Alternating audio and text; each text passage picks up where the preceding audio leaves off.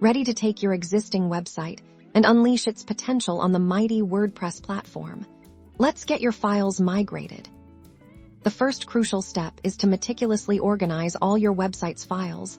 This means gathering your HTML pages, your CSS style sheets, any JavaScript files for interactivity, and all your images into clearly labeled folders. Think of it as packing for a move. You want everything neatly categorized, so it's easy to unpack and reassemble later.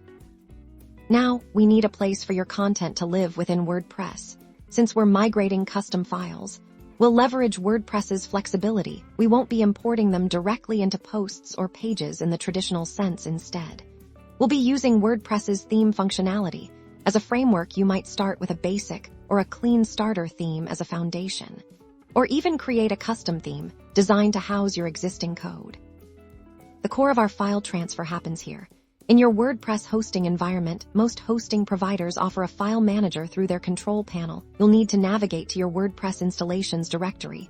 The most important folders for your files are within the WP content directory, specifically into a themes folder if you're building a custom theme, or within the parent themes folder structure, often in subfolders like CSS, JS, and images.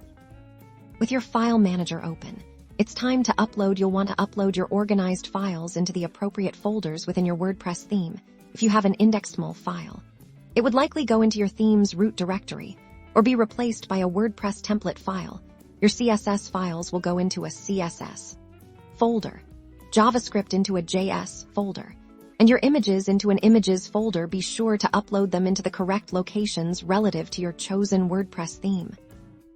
To integrate your content, you'll typically be replacing core WordPress template files with your existing HTML, or by using WordPress's robust block editor and adding your HTML directly into specific blocks. For instance, you might create a new page, and then within the editor, use an HTML block to paste the content of one of your migrated HTML files.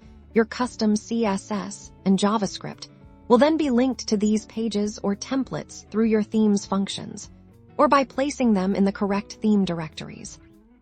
Once your files are uploaded and your content is linked, it's time for a thorough review. Navigate your new WordPress site to ensure all your pages load correctly, your styling is applied as expected, and all interactive elements are functioning. This process ensures your website is not just hosted on WordPress, but truly integrated and running beautifully.